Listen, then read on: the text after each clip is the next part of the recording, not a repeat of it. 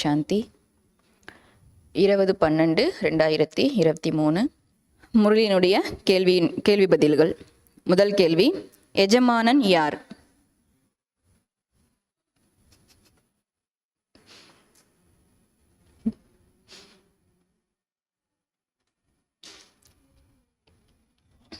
யார் என்னுடையராகி ராஜயோகத்தை கற்பிக்கிறார்களோ மற்றும் பாபா நாங்கள் தூய்மையடைந்து 21 பிறவிகளுக்கான ஆஸ்தி அடைவோம் என்று தூய்மையின் உறுதிமொழி கொடுக்கிறார்களோ அவர்கள்தான் எஜமானர்கள்.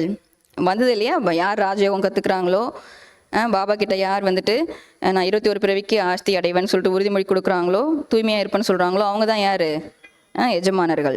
யார் என்னுடையவராகி, பாபா சொல்கிறார், யார் என்னுடையவராகி ராஜயோகத்தை கற்கிறார்களோ மற்றும் பாபா நாங்கள் தூய்மையாகி 21 பிறவிகளுக்கு ஆஸ்தி அடைவோம் என்று தூய்மையினுடைய உறுதிமொழி எடுக்கிறார்களோ அவர்கள் தான் யார்? எஜமானர்கள். அவர்கள் எஜமானர்களாக ஆகுவார்கள். ரெண்டாவது கேள்வி, யார் தந்தைக்கு பிரியமானவர்கள் அல்லது பிடித்தமானவர்கள்? ஞானி ஆத்மாக்கள் எனக்கு பிடித்தமானவர்கள், அதற்காக யோகிகளை பிடிக்காது என்பதில்லை. யார் ஞானியாக இருக்கிறார்களோ அவர்கள் கண்டிப்பாக யோகியாகவும் இருப்பார்கள். மூன்றாவது கேள்வி, பாக்கியவானின் அடையாளம் என்ன?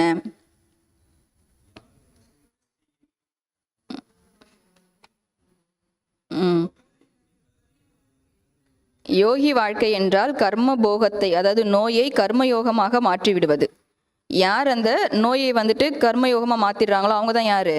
பாக்கியவான்கள். அப்போது யோகி வாழ்க்கை என்றால் கர்ம போகத்தை, அதாவது நோயை கர்மயோகமாக மாற்றிவிடுவது. இதுதான் பாக்கியவானின் அடையாளம்.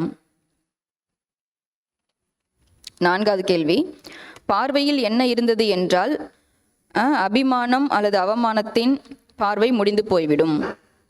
பார்வையில் என்ன இருக்கணும்? பார்வையில் இரக்கம் மற்றும் சுபபவனை இருந்தது என்றால் அபிமானம் அல்லது அவமானத்தின் பார்வை முடிந்து போய்விடும். கோடிட்ட இடங்களை நிரப்புக. முதலாவது, டேஷின் மூலம் சேவை செய்ய வேண்டும். ராயலான நடத்தையின் மூலம் சேவை செய்ய வேண்டும். ரெண்டாவது, தேவி தேவதா தர்மம் டேஷை விட டேஷ் தர்மம், அனைத்தையும் விட சர்வ உத்தமமான தர்மம். ஃபர்ஸ்ட் டேஷ்க்கு வந்து அனைத்தையும், ரெண்டாவது சர்வ உத்தமமான தர்மம். மூன்றாவது, யார் ஸ்தாபனை செய்கிறார்களோ அவர்கள்தான் டேஷும் செய்வார்கள், பாலனையும் செய்வார்கள்.